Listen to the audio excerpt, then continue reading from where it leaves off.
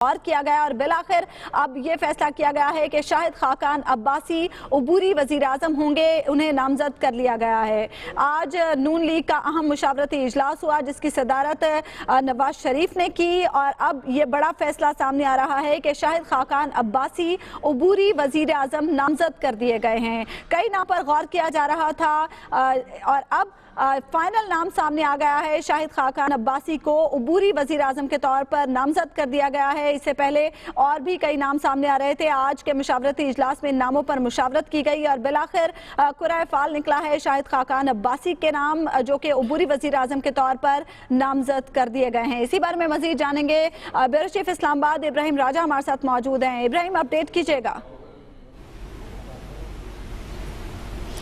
जी देखिए, पार्टी के अंदर एक जो जनरल फील थी कि अबूरी वज़ीर-ए-आज़म किसको होना चाहिए, तो उसके ऊपर शाहिद खाकान अब्बासी के ऊपर एक कंसेंसस था और उसकी एक ख़ास इसका एक बैकग्राउंड है और एक ख़ास पस मंज़र है। शाहिद खाकान अब्बासी प्राइम मिनिस्टर नवाज शरीफ के बड़े पुराने साथी हैं और 1988 से लेकर 2013 तक इस दौरान उन्होंने 6 मरतबा इलेक्शन जीता है और वो नवाज शरीफ साहब के साथ खड़े रहे हैं NA 50 से, जो मरी और कोटा वाला जो हल्का है।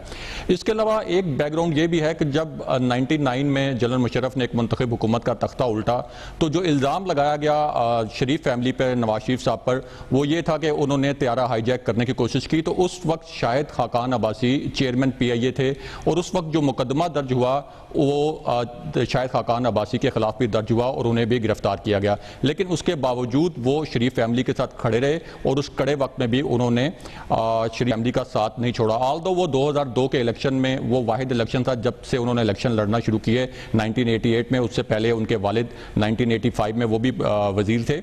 तो सिर्फ 2002 का एक इलेक्शन हारे और वो हम सब जानते हैं कि वो इलेक्शन जो है वो उस वक्त साबिक सदर परवेज मुशर्रफ की हुकूमत की ज़ेर निगरानी हुए थे। उसके बाद से भी वो उन्होंने दोबारा इलेक्शन जीते और उनकी लॉयल्टीज़ हमेशा शरीफ फैमिली के साथ रही। और उनका एक और ख़ासियत ये भी है कि वो अगरचे बहुत लॉयल हैं लेकिन उनकी पार्टी के अंदर कोई ग्रुपिंग नहीं है।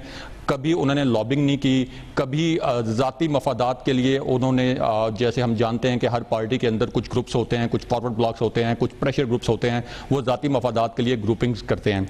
लेकिन इनके मामले पर इत्तफाक इसलिए था कि इन्होंने कभी ज़ाती मफाद के लिए कोई लॉबिंग नहीं की। तो इसलिए कल से ये फील थी कि शायद खाकान अब्बासी इस मामले पर मजबूत तरीन कैंडिडेट हो सकते हैं, क्योंकि इससे पहले जो 2 नाम लिए जा रहे थे ख्वाजा आसिफ और एहसन इकबाल, उन दोनों के ऊपर ज़ाहिर है कि वज़ीर दाखिला चौधरी निसार के भी तहफ़्फ़ुज़ात थे और इसके अलावा उनके जो वो अकामा वाला इशू आया था वो भी एक उसमें एक हर्डल था।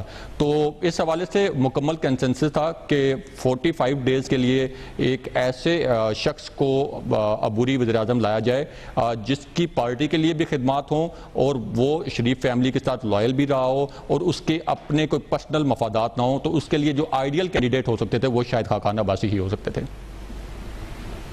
ठीक है इब्राहिम, आप हमारे साथ ही रहेगा। इस हवाले से हमारी स्पेशल ट्रांसमिशन भी जारी है और अब हम चलते हैं सलमान हसन और अजमल जामी के पास।